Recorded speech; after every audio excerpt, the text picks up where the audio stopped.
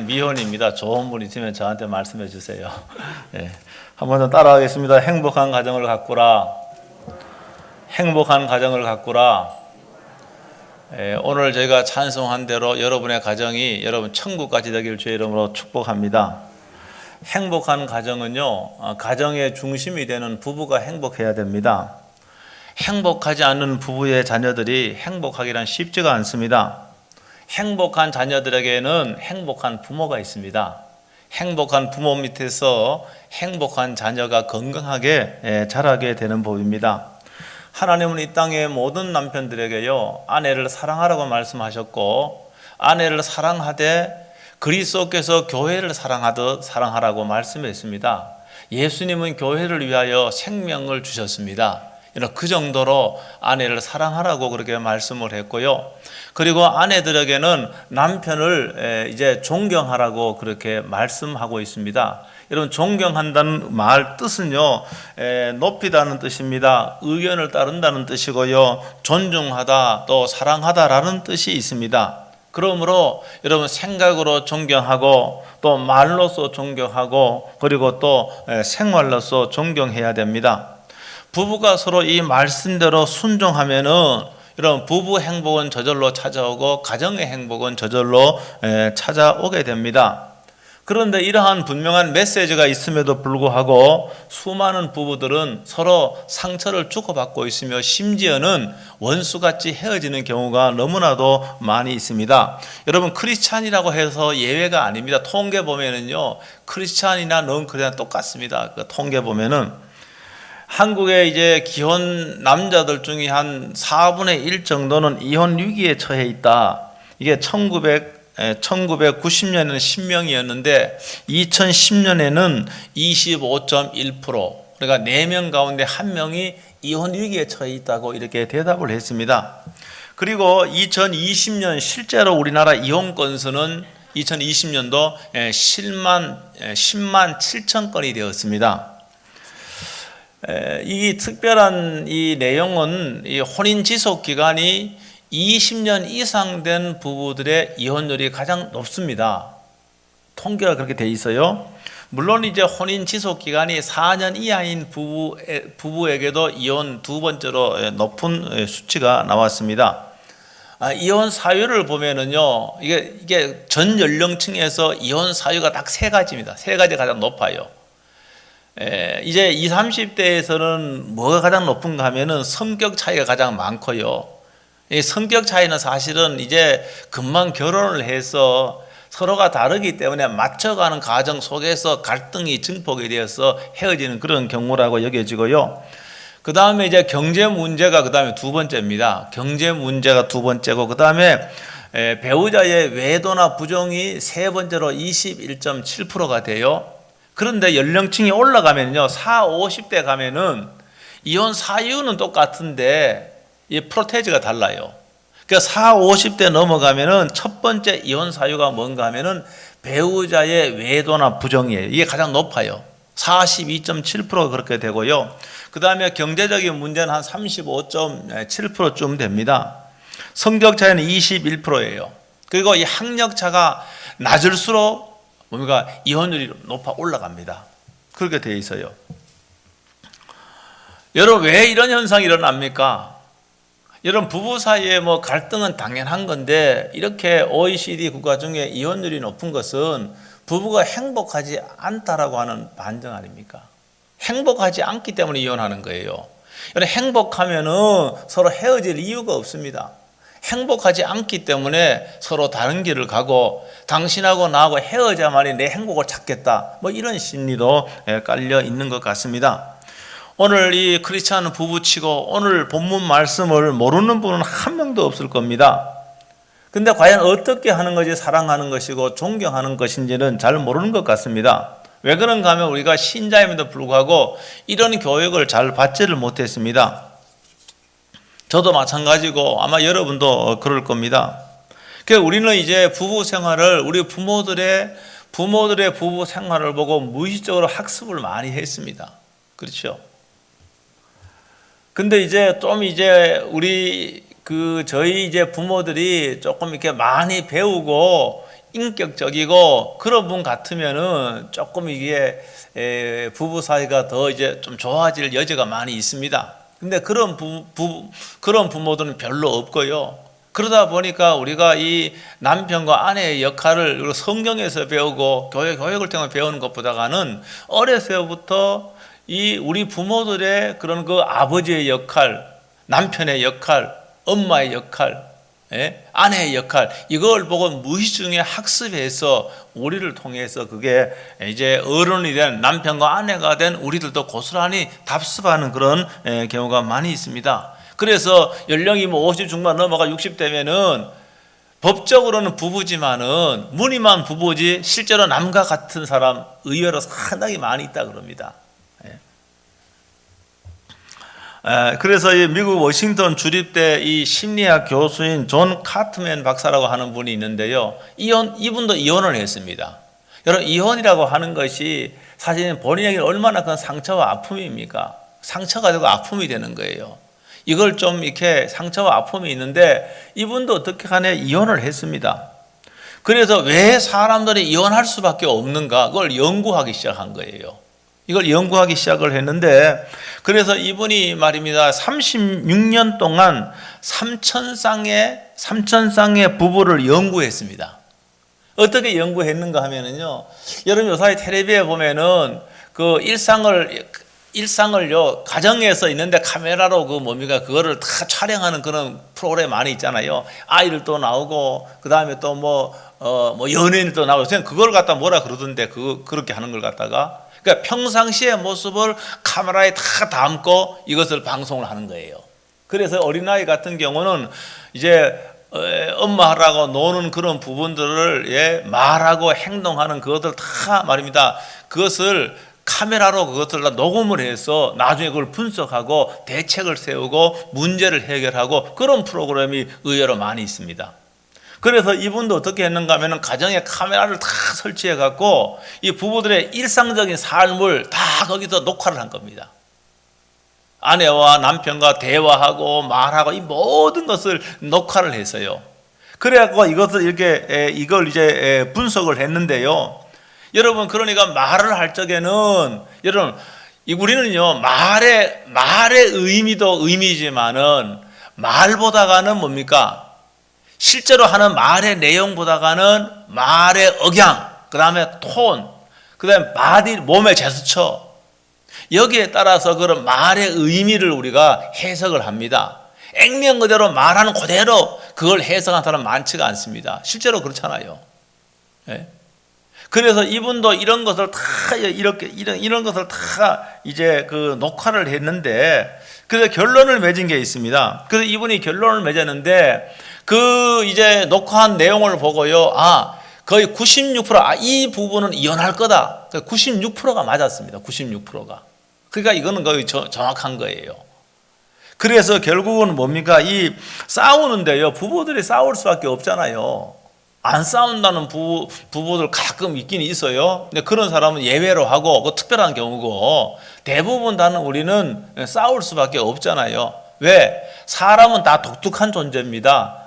인격의 수준도 다르고 그 다음에 교육의 정도가 다르고 성품이 다르고 환경이 다르고 생각이 다르고 가치관이 다르고 우리 다 달라요.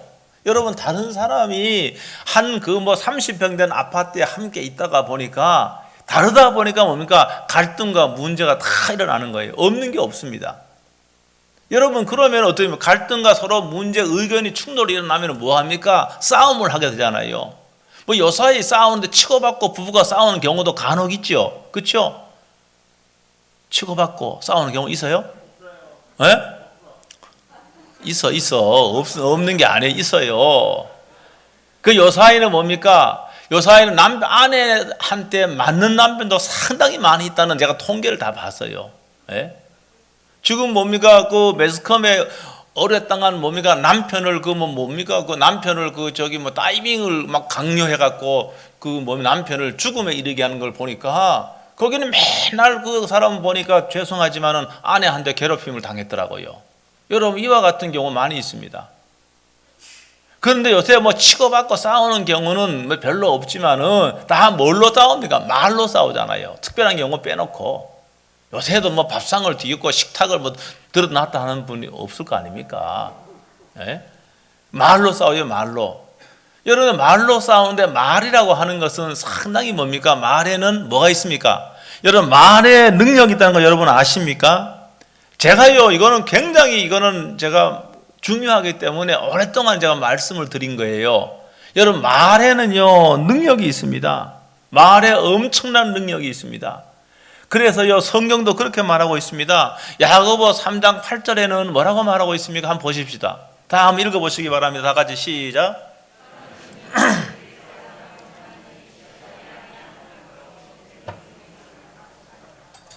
여러분, 혀는 능리에 길들일 사람이 없다고 그랬어요. 혀가 없으면 말할 수 있을까요? 이거는 이 혀를 말하는 게 아니고 말을 말하는 겁니다. 말에 능력이 있다 그 말입니다. 말에는 말을 하는데 이 말이 뭡니까? 말이 독이 될 수가 있는 겁니다. 내가 말을 하는데 이 말이 상대방에게 독약을 주는 것과 똑같은 그런 말이 있는 거예요. 여러분, 독약을 먹으면은 죽어요, 살아요? 여러분, 치사치 이상의 독약을 먹으면 죽어요. 그러니까 말이 마치 뭡니까? 이 독약 같은 말, 상대방의 입에 먹이는 독약 같은 그런 말이 있는 거예요. 마가복음 11장 14절에 보면은요, 어느 날 예수님이요, 무화과나무 거기 가보면 무화과나무에는 반드시 열매를 맺어야 되는데 열매가 없는 거예요. 그래서 예수님께서 말로 한 겁니다. 예수님이 이제부터 영원토록 사람이 내게서 열매를 따먹지 못하리라. 말로 한 거, 예수님 말로 한 거예요. 여러분, 집에 가서 찾아보십시오. 그 다음에 다른 사역을 하다가 돌아오는 길에 보니까 예수님이 말한 그 무화과 나무가 말라 죽어버린 거예요. 여러분, 예수님의 이 말의 능력이 이렇게 큽니다. 여러분, 그런데 예수님의 말만 능력이 있는 게 아니라니까요. 우리 사람의 말에도 엄청난 능력이 있습니다. 여러분, 독 같은 그런 역할을 하는 악독한 말이죠. 그거는요. 그렇게 하기도 하고 말입니다. 예수님께서 마태복음 17장 20절에 뭐라고 말씀하시는, 이렇게 예수님 말씀했습니다. 지금 제자들에게 하는 말이에요. 우리들에게 하는 말이에요. 뭐라고 말하는가 하면은, 산을 명하여 여기서 저기로 옮겨지라 하면 옮겨지리라. 산을 명하여. 명한다는 말은, 명령은 뭘로 합니까? 몸짓으로 명령합니까? 말로 하는 거예요. 말로요, 이 산을 옮기오라 하면 옮겨진다 그랬습니다. 이거는 말의 능력을 말하는 거예요. 물론 여기서 나와 있는 산은 우리가 보이는 물리적인 그런 그런 어떤 산을 의미하기도 하지만은, 이것은 사실은 우리가 해결할 수 있는 큰 문제를 말하는 수 있어요. 우리가 해결할 수 있는 산과 같은 그런 문제, 이것을 말로서도 이 문제를 해결하고, 이런 말로서 이 산을 옮길 수 있다고 예수님이 그렇게 말씀한 겁니다. 여러분, 말이 이렇게 여러분 능력이 있는 거예요. 말은요, 뇌에 자극을 주어서 우리로 하여금 행동하게 하는 겁니다. 여러분, 그러니까 좋은 말을 하든 조롱하고 악담을 하든 고스란히 그 말은 우리의 뇌에 입력이 되는 겁니다. 우리의 뇌에 입력이 돼서 우리로 하여금 행동을 유발하게 하는 그런 역할을 하는 겁니다. 말을. 여러분, 이미 이것은요, 실험을 통해서 다 알려진 사실입니다. 다 알려진 사실이에요. 여러분, 어떤 말을 하느냐에 따라 갖고 여러분, 우리의 말을 듣는 대상, 심지어 사람뿐만이 아니라 식물까지도 여러분 변화가 일어나고, 동물도 마찬가지입니다. 여러분, 개 키우는 부분 많이 있잖아요. 개 키우는 부분 많이 있죠. 여러분, 개가요, 내가 개한테 말을 악한 말을 하고 막 쌍욕을 하고 하면 개가 그걸 알아요, 몰라요? 알지요. 저는 개 안 키워서 모르겠지만 알아요. 그런데 개한테 정말로 사랑스러운 눈빛으로 정말 좋은 말을 하고 칭찬하는 말을 하면은 꼬리를 한 번 흔들 걸 3번, 4번 흔들어요. 뭡니까? 그 말을 알아듣는 겁니다. 알아듣는 거예요. 여러분, 그러니까 어떤 생명체든 특별히 사람은요, 이 말의 영향을 받게 돼 있어요. 다 받습니다. 여러분, 그래서 지금은 인간관계에서 말은 참으로 중요하죠. 너무너무 중요합니다. 너무너무 중요해요. 그래서 우리가 어떤 말을 하느냐, 갈등을 하고 싸울 때 이런 부정적인 말을 해버리면은요, 싸울 적에 갈등이 있을 수 있잖아요. 그런데 부정적인 말을 하면은 이만한 문제가 되어버립니다. 여러분, 그런데 사랑하고 존경하는 그런 마음에서 나오는 그런 말을 하면은요, 여러분, 이래 큰 문제가 작은 문제가 되어버려요. 여러분, 사랑하고 존경하는 그런 마음에서 나오는 그런 말을 하면은 뭡니까? 사랑이 더 깊어지고 그렇게 되어갑니다. 그러니까 사랑의 용량을 키울 수가 있는 겁니다. 우리는 다 제한이 있잖아요. 여러분, 사랑할 수 있는 능력도 우리가 작습니다. 예수님이 우리를 사랑하는 그 사랑의 능력은 어마어마하지만은 우리는요, 이 사랑할 수 있는 능력이 너무너무 작아요. 여러분, 그런데 우리가 사랑스러운 말, 존경하는 말을 하게 되면은 우리의 사랑의 용량이 쭉쭉쭉 올라가는 겁니다. 이게 올라가는 거예요. 우리는 그렇게 만들어져 있는 겁니다. 그래서 말입니다. 이런 갈등은 당연한 건데 이렇게 부정적인 말을 하고 관계를 더 악화시켜서 되돌릴 수 없는 그런 지경에 이르는 경우가 너무너무 많이 있어요. 그래서 이 존 카트맨 박사가 30년 동안 삼천쌍의 부부를 다 연구를 했는데 그분이 연구의 결론이 그 영상을 보고 이런 부분은 이혼하겠다라고 했는데 96%가 맞았어요. 96%가. 그것은 뭔가 하면은 말에 있는 거예요. 말에. 여러분, 갈등은 부부 사이에, 사람 사이에 갈등은 어쩔 수 없습니다. 그건 다 있는 겁니다.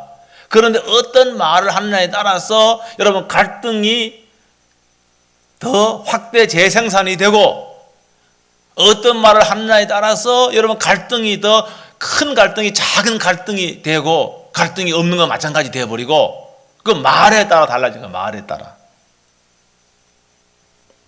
여러분, 그래서 우리가 갈등의 날 적에 말을 할 적에 정말 존경과 사랑이 실린 말로 하면은 우리는 문제는 해결되고 여러분 또 행복해지는 겁니다. 행복해지는 거예요. 우리가요, 사랑하기 때문에 결혼했잖아요. 사랑하기 때문에 결혼을 했는데 잘못된 말의 습관과 부정적인 말이 여러분, 사랑의 감정이 조금 있는데 이 사랑의 감정을 키워나가야 되는데 이 사랑의 감정을 어떻게 합니까? 미움으로 바꿔놓아버린 거예요. 그게 말 때문에 그래요. 여러분, 어느 정도 행동도 그렇지만 이 행동을 말을 어떻게 하는지 따라서 이 잘못된 행동은 내가 적게 영향을 받을 수 있습니다. 말에 따라 그런 거예요. 이런 잘못된 말이 갈등과 문제를 푸는 것이 아니라 더 확대시키고 부부 사이의 문제를 더 꼬이게 만들어 버리는 거예요. 그래서 이걸 점검해. 제가 2부에도 말씀을 드렸지만은 저는 우리 아내로부터 우리 아내의 평가예요. 그러다가 평가라 주관적인 평가인데 여러분 이해하고 들으셔요. 우리 아내가 저한테 목사로서는 점수를 굉장히 많이 줘요. 여러분은 몇 점 주는지 모르겠어. 저한테 목사로서는 점수를 굉장히 많이 줍니다. 아주 높은 점수를 줍니다. 근데 남편으로서는 너무 인색해, 점수가. 그러니까 그래서 오늘 저는 이거 저를 포함해서 여러분 모든 사람들이요, 모든 분들이 오늘 다시 한번 우리가 부부 관계뿐만이 아니라 이거는 모든 인간 관계에 여러분 적용하는 말이에요. 적용해야 되는 말입니다. 적용해야 됩니다. 우리가 사회에 나가서 다 관계를 하지 않습니까? 관계해요, 관계. 여러분, 내가 사회에 나가서 다른 사람에게 도움을 받을 수도 있고 도움을 줄 수가 있는 거예요. 이거는 관계를 어떻게 하느냐에 따라 달라집니다. 그렇지요. 제가 여기 여러분 여기 교회마다 문제가 많이 일어나지 않습니까? 이것도 다 관계의 문제, 관계의 문제. 교회 문제 터지면 제가 그 문제 해결하려고 하는데, 해결하고 간 사람한테 무자비한 말을 하고, 뭡니까? 공격적인 말을 하고 하면은 내 마음이 어떻겠습니까? 어떻겠습니까? 똥은 자기가 다 싸놓고 제가 똥을 치우러 간 사람한테 이걸 미안해 해야 되지 않습니까? 장로님, 그래요, 안 그래요? 미안해 해야지요. 이게 정상적인 사람이지요. 냄새나는 똥은 자기가 다 싸놓고 내가 그 똥을 치우러 가는 사람한테 자기가 미안해하고 죄송해하고 해야 이게 사람의 마음이 그런 거예요. 그런데 말입니다. 나를 공격을 하고 말입니다. 예?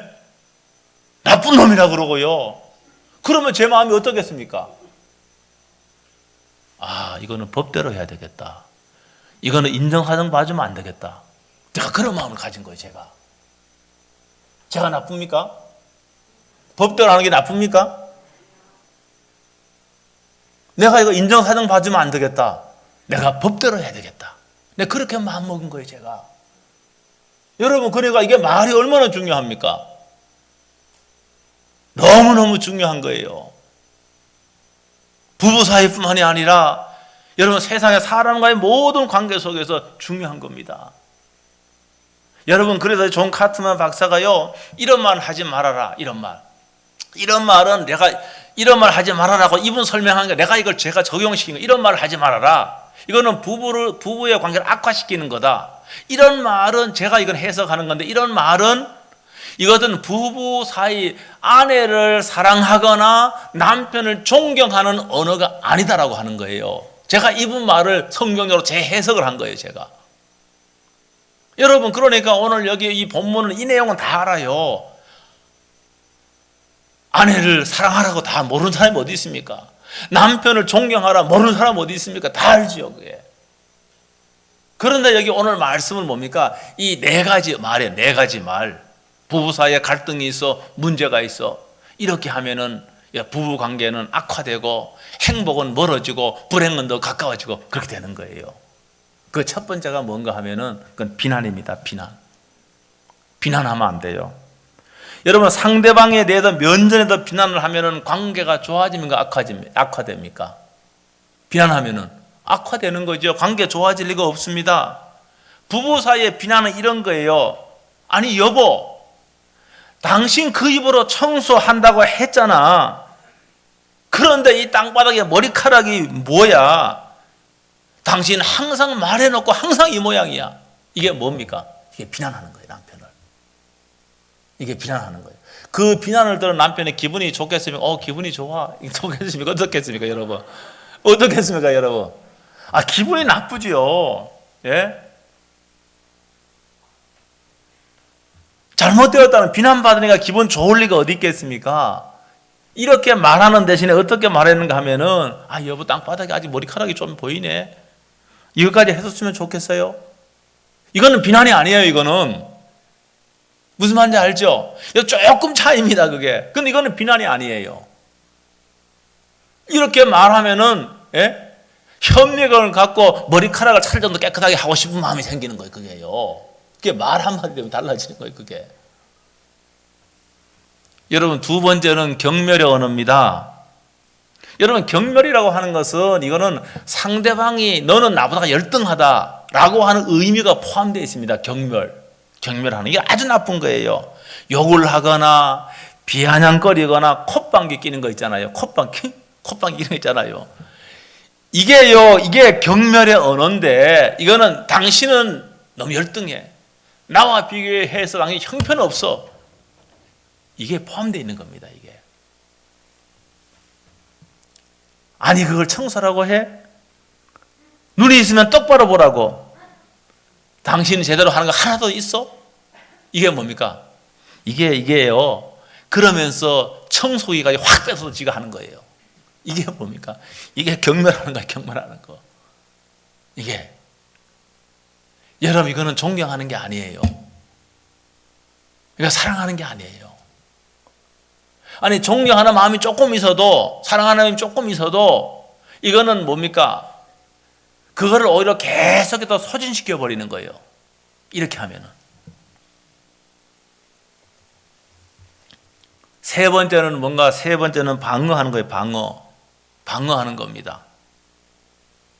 여러분, 만약에 비난이나 우리가 폭언을 들었다면은, 비난을 들으면 사람은 어떻게 하는가 하면 이걸 방어하려고 합니다. 이건 누구나 똑같아요. 방어 기제가 작동을 합니다. 내가 비난받으면은 나는 이걸 방어하려고 그래요. 여러분, 그래서 방어를 하면서 방어의 형태는 뭡니까? 부부 사이에서 특별히 막 화를 내는 거예요. 자기가 잘못을 지적받고 비난당하면 막 화를 내서 그걸 회피하려고 하는 겁니다. 방어하려고 하는 겁니다. 아니면 다시 공격을 하는 겁니다. 당신은 3년 전에 어땠는 줄 알아? 그러면서 이거 역공을 하는 겁니다. 이게 바로 뭔가 하면은 방어하는 거, 방어하는 거. 여러분, 이러한 방법은 문제 해결 하나도 도움 안 되고, 여러분, 부부관계도 악화시키고요. 사람과의 관계도 말입니다. 이거 다 악화시키는 겁니다. 당신 왜 이렇게 게을러? 아니, 청소한다고 한 지가 몇 시간이 지났는데 아직도 그 모양 그렇게 있느냐고. 벌써 끝내야지. 이렇게 이제 말을 한다 그러면은, 방어하는 경우는, 방어하는 건 어떻게 이야기하는가 하면은, 야, 내가 청소기를 아무리 찾아도 없다.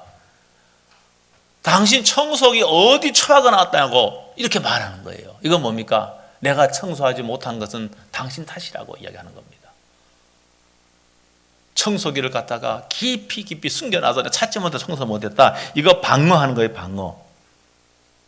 이 말 속에는 상대를 역공하고 비난하는 말인데, 청소 못하는 것이 당신 탓이라고 이렇게 하는 말이죠. 이런 거는 다 말입니다. 이게 사랑하거나 존중하는 그런 사이에서 할 말이 아니라는 겁니다. 이렇게 하면은 여러분, 행복한 부부, 행복한 가정은커녕 그건 점점 멀어지는 겁니다. 불행해지는 그 길로 가는 겁니다. 이렇게 하면은. 네 번째로는 뭐가 있냐? 회피하는 겁니다. 회피하는 거. 그러니까 말입니다. 뭐라 그러죠? 요새 그걸로 사이 아이들 말로 쌩 깐다 그러죠. 쌩 깐다 그러더구만. 대꾸를 안 하는 거 쌩 깐다 그러지. 쌩 깐다 그러더구만 보니까. 문자도 보낸다 쌩 까는 거야. 완전 무시하는 거야. 여러분 혹시 오해하지 마. 저한테 문자 와도 저는 저한테 문자 와도 제가 저걸 대답을 잘 안 합니다. 이해하세요? 저는 그거 잘 안 합니다. 그게 다른 모든 거 대부분 그렇습니다. 제가 필요한 거 전화도 저는요, 여러분 이해하시기요. 전화도 하면 용건만 제가 이야기해요. 뭐 장구하게 얘기 안 해요. 용건만 이야기하고, 혹시 여러분 문자 보내도 여러분 이해하세요. 제가 그거 다 문자 보내려고 그러면요, 제가 설교 준비를 못 합니다. 그래갖고요, 핸드폰 꺼놓을 때도 많고요, 무음으로 할 때도 많고요, 다 못해요. 할 수가 없어요. 그건 뭐 정신이 집중이 안 되는데. 그런데 회피해버리는 거, 아주 무시해버리는 거예요. 무시하는 거예요. 상대방이 말을 하는데 뭡니까? 대답을 하지 않고 무대응해버리는 거예요. 무시해버리는 거예요. 아니면 다른 말로 말꼬리를 자르고 다른 주제를 이야기하고, 이것은요, 대화 자체를 차단해버리는 겁니다. 이건 아주 이게 안 좋은 거예요. 당신하고 대화 안 하겠다는 겁니다. 대화를 차단해버린 겁니다. 그러니까 이것은 조율을 하거나 합의하는 그 자체를 완전히 봉쇄해버리는 거예요. 그러므로 관계는 악화될 수밖에 없습니다. 여러분, 이것은 성격이라기보다는 우리가 말하는 방법이 잘못되었기 때문에 그렇습니다. 그러니까 우리가 사랑하고 존경할 대상에게는 제가 4가지 말씀을 드렸는데, 여러분 이렇게 하면 안 된다는 거예요. 그래서 제가 예를 드는 거예요. 이럴 적에는 이렇게 말하고 예를 든 거예요. 왜 그러면 성경은 정말로 그리스도께서 교회를 사랑하다 아내를 사랑하라고 했고 남편을 존경하라고 말했습니다. 근데 실제로 우리의 삶 속에서는 사랑하는 감정이 있음에도 불구하고 잘못된 말의 습관 때문에 우리는 더 마치 사랑하지 않고 마치 적대적인 그런 관계인 것처럼, 무찔러야 될 대상인 것처럼 그렇게 말을 해버린다는 거예요.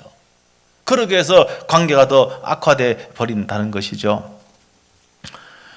여러분, 부적절한 관계, 여러분 이게 남편과 아내 사이 이렇게 하는데, 부적절한 관계, 이 부적절한 관계는 절대 이렇게 안 합니다. 부적절한 관계가 뭔지 알지요? 부적절한 관계. 여러분, 부적절한 관계, 가정문화원에서 나온 책에 보면은 이 부적절한 관계를 보면 금방 안다 그래요. 이제 골프를 친다 그래요. 골프를 치는데 이 남녀 사이에서 이게 부적절한 관계인지 부부인지 금방 알 수 있는 방법이 있어요. 이제 골프를 여자가 처음 배우는 거예요. 골프를 처음 배우는 거예요. 근데 처음 배우니까 잘 치겠습니까? 못 치겠습니까? 잘 못 치지요. 형편없이 치지요. 그런데도 이 남자가 그걸 보고 나이스 샷이라고 외치고 박수를 막 쳐주는 거예요. 이거는 뭔가? 이거는 부적절한 관계 속에서 이거는. 여러분, 근데요, 중요한 것은요, 여러분, 우리 부부 사이가 이렇게 돼야 된다는 겁니다. 부부 사이에. 근데 반대로 부부가 그렇게 하면, 아내가 그렇게 하면, 여보 그걸 골프라고 치느냐고. 내가 그렇게 치지 말라고 몇 번이나 가르쳐줬는데 당신은 어쩌면 그렇게 실력이 안 느느냐고 말입니다. 구박을 해버리는 거예요. 이게 부부 사이 일반적으로. 근데 거꾸로 돼야 된다 그 말입니다. 거꾸로 돼야 돼요. 여러분, 코로나가 좀 소멸돼 가고, 그 다음에 식당도 오픈하고, 저도 지난주에 식당에서 식사해요. 왜 그런가 하면 계속 도시락을 먹다 보니까 제가 지난주에 너무 체했어요. 뻑뻑한 음식을 먹으면 체해버리더라고요. 사무실에서 먹으니까. 그래갖고 제가 이틀 동안 좀 혼났어요. 이틀 동안. 체해갖고 약도 먹고 했는데. 그래서 제가 지난주에 식당 한번 갔어요. 그 다음날 체해갖고 하루 정도 밥을 못 먹었기 때문에 식당에 가서 먹었는데, 요새 이제 외식하고 식사 많이 하지 않습니까? 그래서 교회로 나가면은 이게 뭐 상추 같은 거 이런 거, 여자가 남자한테 먹여주는 이런 관계는 부부 사이는 절대 안 일어난대요. 부적절한 관계 속에서 일어난대, 그게. 여러분, 그런데 정말 남편과 아내 사이에서도 이렇게 돼야 된다는 겁니다. 할렐루야. 이렇게 돼야 되는 거예요. 그게 뭔가 하면은 이 부부 행복의 지름길입니다. 그렇게 하는 것이 여러분 사랑의 마음을 키우는 것이고, 사랑의 역량을 더 키우는 것이고, 여러분 더 마음대로 존경할 수 있는 그런 바른 그런 선택을 하는 거예요. 그게. 여러분, 싸움이라고 하는 것은 나만이 옳다고 할 적에 싸움이 일어납니다. 그렇죠? 나만이 옳다고 하는 거예요. 이거 굉장히 무서운 겁니다. 우리나라 저는 그게 너무 싫어요. 요새 팬덤이라고 하면 팬덤 현상 아닙니까? 팬덤 현상. 여러분, 요새는 정치가 종교화되어 버렸습니다. 정치가 종교화되어 버린 거예요. 마치 정치가 종교적인 신념, 내가 하나님을 믿듯이 내가 지지하는 지도자를 믿는 거예요. 이게 팬덤 현상이에요. 팬덤 현상. 이게 심각합니다. 우리 그리스도인들은요, 하나님의 말씀이 기준입니다. 여러분, 진리가 기준입니다. 그런데 내가 지지하는 그 사람이 뭐면, 그 사람이 하나님이 되어버린 거예요. 거짓말을 해도 사실을 믿어버리고, 그러니까 자기 믿고 싶은 것만 믿는 거예요. 이게 현상이에요. 희한한 현상이 되었습니다.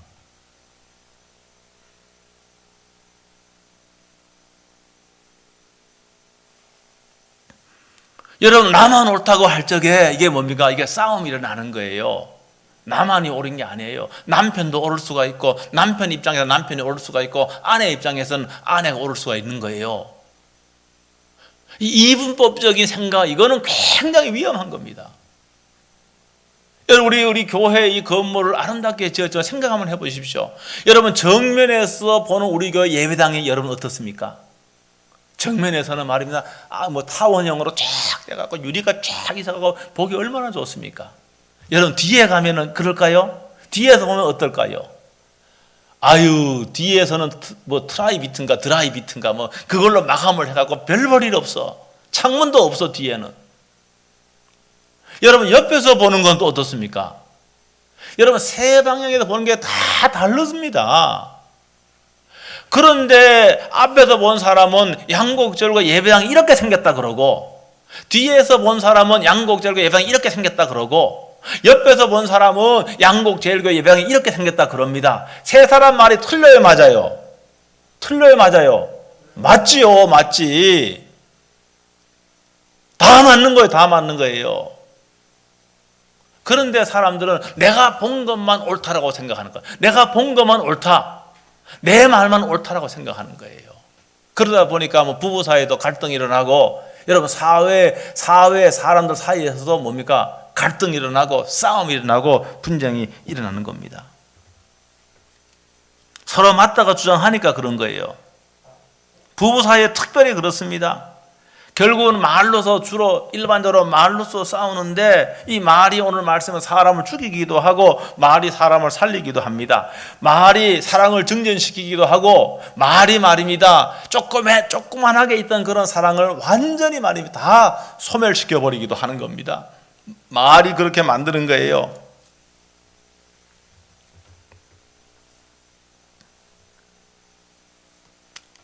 특별히 이제 부부 사이에 싸움하는 경우는 한 80% 정도는 여자분들이 아내분들이 싸움을 건다고 통계가 나와 있어요. 주로 이제 싸움을 거는 쪽은 여자분들이 한 80%좀 돼 있다 그래요. 예. 뭐 안 좋은 이야기 할 수가 있죠. 안 좋은 이야기 할 수가 있는데 근데 뭐 교과서에 보면 이때 안 좋은 이야기를 해도 좀 마음에 안 들어서 뭐 잘못을 따지지 말고 공감을 해줘라 그렇게 하는데 그게 잘 안 되더라고. 저도 보니까 그게 공감이 잘 안 되더라고. 당신 말 그렇게 하느냐고. 예? 특별히 뭐 시댁에 대해서 말하면은 그렇다고만 그거요. 시댁에 대해서 말하면 그거요. 맞는 말 같아도 그게 기분이 확 상하더라고 그게요. 예? 여러분 어떤지 모르겠어요. 그래도 교과서에 보면은 그래도 공감을 해줘라. 예? 공감을 해줘라. 예? 그렇게 되면은 부부 사이가 악화되지 않고 오히려 소외감은 줄어들고 뭡니까? 그렇다. 공감해 주지 않으면은 뭡니까? 밥해 줄 마음도 하나도 안 생긴다 그래요. 예? 밥해 줄 내가 저 XX한테 밥해 줄 바에는 이렇게 나오는 거 이게요. 예? 그리고 이제 싸울 적에도 싸움의 기술이 필요한데 뭐 싸움의 기술이라고 하는 영화도 제가 몇 번 봤는데 싸움의 기술 영화 재밌습니다. 그 싸움의 기술 오래된 영화인데 이 싸움의 기술 그래서 굉장히 재밌는 영화인데 뭐 그 영화도 봤는데 이 부부 싸울 적에 싸우지만 화해의 기술이 필요하다. 그래서 여러분 싸울 적에는 어떻게 싸울 적에는 이 흥분하면은 못할 말이 없어요. 흥분하면은 뭡니까? 결혼 때 연애할 때부터 그게 쫙 나오는 거예요. 다 나오는 거예요. 그게 다 흥분하면 그런 겁니다. 그래서 흥분을 가라앉히고 마치 부부가 무찔러야 하는 적인 것처럼 그렇게 말입니다. 호전적으로 대하고 이렇게 하면은 여러분 행복은 멀어지고 불행은 가까워지는 겁니다. 내가 그렇게 만드는 거예요. 그렇기 때문에 부부가 싸울 적에도 어떻게 하는가 부시한 얼굴로 싸우지 마세요. 싸울 적에도요 흥크러진 머리를 하고 싸우지 마세요. 싸울 적에는 뭡니까? 화장도 하고 눈썹도 짙게 하고 립스틱도 짙게 바르고 그렇게 싸워라. 그러면 그 싸움이 오래 안 가요. 그게 여러분 감정이 고조돼도 흥분됐는데 머리는 흥크러졌지 뭐 얼굴은 말입니다 그거 뭐 뒤죽박죽이지. 그러니까 감정이 올라가면은요 이게 더 축축 올라가는 거예요. 감정이 부부 싸움은요 승자도 패자도 없는 거지 부부 싸움이라 그러지 않습니까? 예? 여러분 그러니까 오늘 이 말씀 제가 4가지 예를 들었습니다. 오늘 성경은 남편들은 아내를 사랑하되 그리스도께서 교회를 사랑하라 그랬습니다. 아내는 남편을 존경하라 그랬습니다. 야, 예수님 그 말씀. 예수님은 교회를 위해서 생명을 바쳤습니다. 예수님이 죽었습니다. 그래서 이 교회를 사신 거예요. 내가 아내를 위해서 여러분 제가 그렇게 하는 요구할 수 없고 그렇게 할 분도 별로 없을 거야. 내가 아내를 위해서 내 목숨 바치겠다. 연애할 적에 말입니다. 눈꺼풀이 씌어졌을 적에는 뭐 그렇게 할지 몰라도 그거 지나가면 그렇게 할 분 없어요. 하나도 없습니다. 그러나 적어도 오늘 뭡니까? 아내와 남편에게는 사랑과 존경의 마음을 키울 수 있는 그런 그 언어, 그런 말, 갈등과 문제가 있지만은 근데 싸울 적에도 이렇게 하면은 오히려 말입니다. 내 사랑의 용량을 높이고 할 수 있다고 하는 거예요. 오늘 이 말씀 여러분 꼭 기억하시고 여러분 행복한 그런 그 부부, 행복한 가정을 여러분 이루시고 여러분이 행복한 가정을 이루시면 여러분의 자녀들도 반드시 행복한 가정을 이룰 수 있습니다. 그렇게 해서 자자손손 여러분 정말로 주님의 축복을 받고 복된 가정 될 수 있게 되길 주의 이름으로 축복합니다. 하나님